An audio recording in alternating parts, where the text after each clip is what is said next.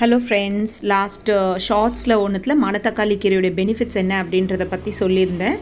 இந்த வீடியோவில் மணத்தக்காளி கீரை எப்படி கூட்டு பண்ணுறது அப்படின்றத பற்றி நம்ம பார்க்கலாம். இன்றைக்கி எங்கள் வீட்டில் இருந்த மணத்தக்காளி கீரையை நான் பறிச்சுக்கிட்டேன். ஒரு நாளைக்கு சமைக்கிற அளவுக்கு கீரை இருந்துச்சு. அதில் இருக்க பழங்கள் பார்த்திங்கன்னா நம்ம உதிர்த்து இன்னொரு தொட்டியில் போட்டாலே ஈஸியாக அந்த செடி வளர்ந்துடும். ஸோ எப்பயுமே வீட்டில் நிறைய இடம் இல்லைனா கூட பரவாயில்ல, ஒரு தொட்டியில் நமக்கு பயன்படுற செடிகளெல்லாம் நட்டு வச்சோம்னா நம்மளே வீட்டில் இருந்து கீரை, பச்சை மிளகாய் இந்த மாதிரி விஷயங்களெல்லாம் நம்மளுடைய யூசேஜ்க்கு தினசரி பயன்பாட்டுக்கு நம்ம பயன்படுத்திக்கலாம். நம்ம வீட்டிலேருந்து விளையிறதை எடுத்து நமக்கு சமைக்கும்போது எவ்வளோ ஒரு சந்தோஷமாக இருக்கும். ஸோ நீங்களும் ட்ரை பண்ணுங்கள். சின்ன சின்ன தொட்டியில் யூஸ்ஃபுல்லான செடிகள் எல்லாமே வைங்க. இது பார்த்திங்களா, இந்த பழங்கள் தான் இந்த பிளாக் கலரில் இருக்குது. இதை உதிர்த்து தொட்டியில் போட்டாலே மணத்தக்காளி கீரை செடி வளர்ந்துடும். சரி, நான் எடுத்துட்டேன் கீரையை. சமைக்கிறதுக்கு போகலாம். இப்போ பருப்பு பைத்தம் பருப்பை ஊற போட்டுக்கோங்க. உங்களுக்கு எவ்வளோ தேவையான அளவோ அதை ஊற போட்டுக்கோங்க. பருப்பு ஊறின பிறகு பருப்புலேயே வேக வைக்க தக்காளி, பூண்டு, பச்சை மிளகாய், கொஞ்சம் மஞ்சள் பொடி, பெருங்காயம், உப்பு எல்லாமே போட்டு குக்கரில் ஃபஸ்ட்டு வேக வச்சிடணும்.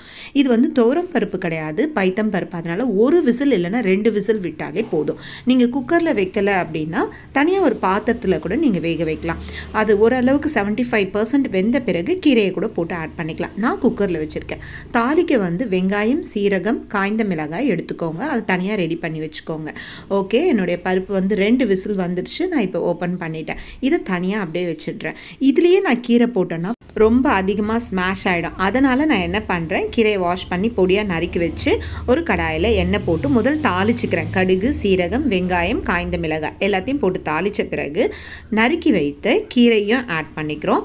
அதில் ஒரே ஒரு ஸ்பூன் மிளகாய்த்தூள், கொஞ்சம் சால்ட் போட்டு எல்லாம் நல்லா வதக்கிய பின்பு இந்த வதக்கிறதுலே கீரை ஈஸியாக வெந்துடும். அதுக்கப்புறமா இதில் எடுத்துகிட்டு போயிட்டு வெந்த பருப்பை நான் ஆட் பண்ணிட்டேன்னா மசியல், மணத்தக்காளி கீரை மசியல் ரெடி. இது ரொம்பவே டேஸ்ட்டாக இருக்கும்.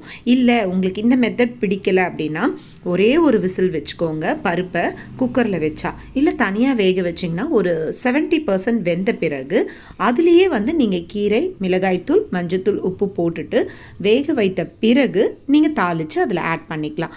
கடுகு, வெங்காயம், சீரகம் எல்லாத்தையும் போட்டு நீங்கள் தாளித்து அதில் கொட்டிட்டிங்கன்னா அந்த மெத்தட்லேயும் செய்யலாம். உங்களுக்கு எந்த மெத்தட் ஈஸியாக நீங்கள் அந்த மாதிரி செஞ்சுக்கோங்க. நான் இந்த மாதிரி செஞ்சுருக்கேன்.